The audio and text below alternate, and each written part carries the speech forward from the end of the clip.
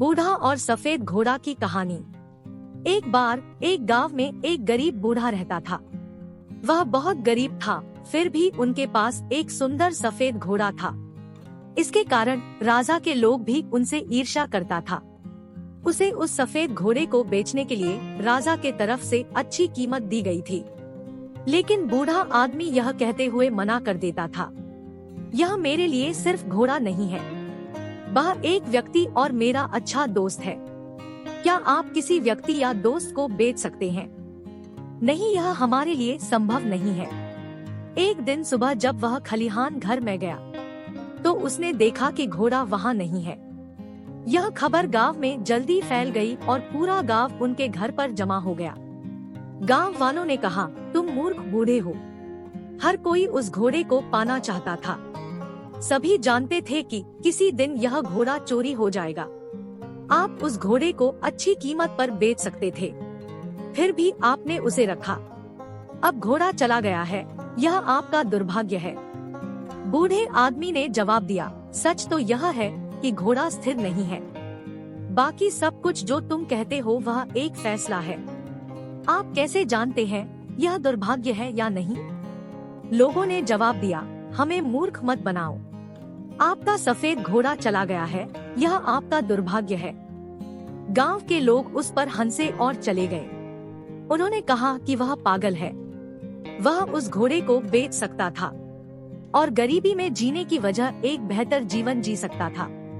कुछ दिनों के बाद सफेद घोड़ा जंगल से वापस आया। उसके साथ कुछ और जंगली घोड़ा भी आए। गांव के लोग फिर उनके घर पर इकट्ठा हो गए और बोले, आप सही थे, यह दुर्भाग्य नहीं बल्कि आशीर्वाद है। अब आपके पास और भी सुंदर घोड़े हैं। आप उन्हें प्रशिक्षित कर सकते हैं और बेच सकते हैं। बुरे ने उत्तर दिया, फिर से आप बहुत दूर जा रहे हो। बस आप यह कहे कि घोड़ा वापस आ गया है और अधिक घोड़ों का होना एक आशीर्वाद है। यह केवल एक टुकड़ा है, एक दिन यह भी गुजर जाएगा। इस बार गांव के लोग चुप रहे। बूढ़े आदमी के इकलौते बेटे ने घोड़ों को प्रशिक्षित करना शुरू कर दिया। कुछ दिनों के बाद उन जंगली घोड़ों को प्रशिक्षण देने के दौरान बूढ़े का बेटा घोड़े से गिर गया और उसके पैर टूट गया। इस बात को सुनकर गांव के लोग इकट्ठे हो गए और बोले, आप ठीक कह रहे थे, अधिक घोड़ा होना कोई आशीर्वाद नहीं है। अब तुम्हारा बेटा इससे घायल हुआ है। इस बुढ़ापे में अपने अपाहिज बेटे का क्या करोगे? बूढ़े ने उत्तर दिया, इतनी दूर मत जाओ। इतना ही कहो कि मेरे बेटे की टांग टूट गई है। कौन जानता है कि यह दुर्भाग्य है या आशीर्वाद? किसी को नहीं मालूम। एक महीने बाद युद्ध के कारण गांव के सभी युवाओं को सेना में भर्ती होने के लिए मजबूर होना पड़ा। इसीलिए युवाओं के माता पिता और गांव के सभी लोग रो रहे थे। गांव के लोग बूढ़े आदमी के पास आए और कहा, हमारे बेटे हमेशा के लिए चले गए। आपके बेटे की चोट लगना वरदान साबित हुई है। कम से कम वह जिंदा है और आपके साथ रह रहा है। बूढ़े ने उत्तर दिया, कोई नहीं जानता।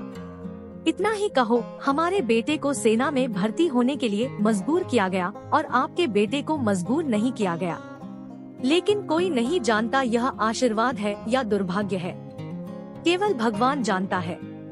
शिक्षा, हमें किसी भी स्थिति का न्याय केवल उसी से नहीं करना चाहिए जो हम देखते हैं। हम कभी यह नहीं जानते कि आगे क्या होने वाला है।